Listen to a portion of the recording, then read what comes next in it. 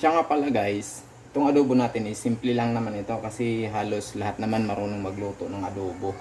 So yung akin lang, ipapakita ko lang sa inyo kung paano ko siya lutuin sa pamamaraan na gusto ko guys. Yan. Yan guys. So hintayin lang muna natin siya na lumambot. Kumulo, tsaka lumambot. Aalayan-layan lang natin siya ng timpla mamaya kapag pwede na siya. So ibang version ng adobo guys. Yan. Paglutong probinsya guys, lalo na sa amin, sa Masbate, ang gamit lang namin sa adobo is suka, asin, paminta, dahon ng laurel. Yun lang yun, walang toyo guys. So dito nilalagyan natin ng toyo, kung ano-ano pa. So hintayin na lang muna natin guys.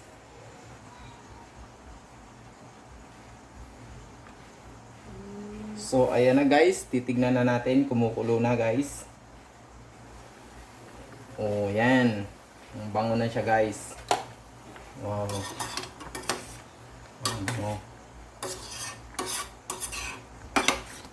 So ayan, halo lang natin guys para yung nasa ibabaw is ilagay natin sa ilalim guys. Bango. May adobo na siya guys. So hihintayin pa natin siyang lumambot kasi medyo matigas pa siya guys. So extend pa rin tayo ng oras.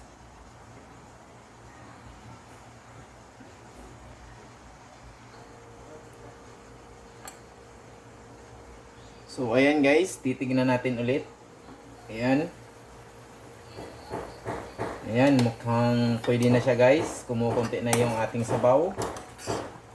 Ayan guys. So ngayon, titikman muna natin kung kailangan pa ba natin magdagdag ng ating timpla guys. Ayan.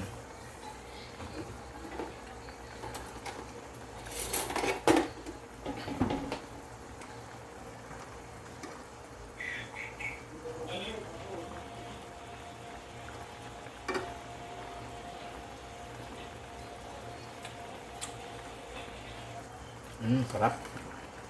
Sarap na siya guys. So, titignan na lang natin yung ating karne kung malambot na guys. Ayan, malambot na pala siya guys. Ayan, pwede na. So, since yung timpla natin kanina, nakita nyo naman kung ano yung nilagay natin. Wala pa tayong dinadagdag doon kahit kaunti guys. So, yung lasa niya actually pwede na siya. Pero dadagdagan natin ng kahit kaunting bitsin guys.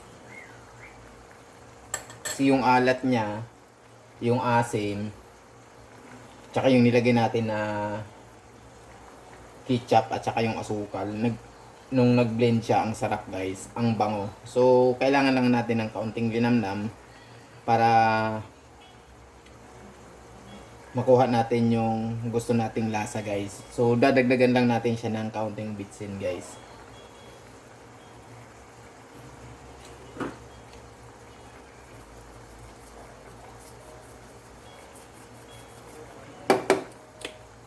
So ayan guys, lahat nakita nyo kung ano yung nilagay ko guys. So yung tubig na nilagay natin, siguro yun nasa 200 ml lang yun. Kasi yung isang ganito ko, ayan, hindi ko inubos. Ayan, mayroon pa siyang natira. Ayan. Isang ganito lang yung kanina guys.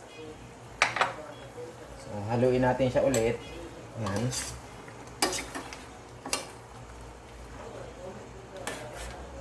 Ayan. Malambot na siya guys.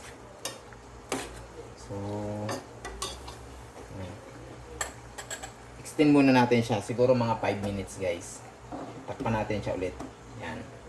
5 minutes.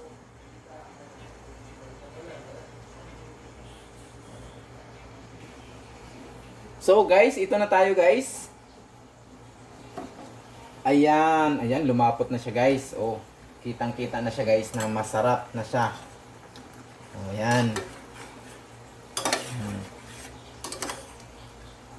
Wow, sarap. Oh, malapot yung ating sauce. Ayan. Ayan. Hindi natin siya nilagyan ng cornstarch or kung ano man na pang palapot guys. Ayan, sarili niya yan guys. Ayan. So paano yan guys? Luto na naman yung ulam namin ngayong gabi guys. Ayan, simpleng lutong adobo. Ayan. Kung makikita nyo guys, hindi siya dark, no? Medyo mamula-mula siya dahil doon sa nilagay natin na ketchup. Yun yung purpose niya. Ayan. So,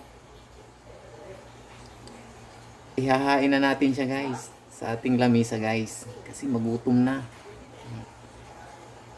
Ayan. Final pakulo. Ayan. Ayan guys. So guys, ayan, papatayin na natin yung ating apoy. Ready for serving na siya guys. Ayan. So ayan siya guys. Ayan. Ang bango guys. Ang sarap.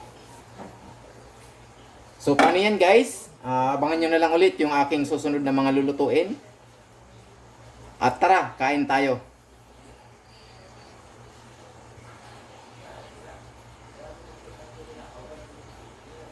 Tingnan mo ba? Sulat dito sa screen. Guys. Ayan na siya guys.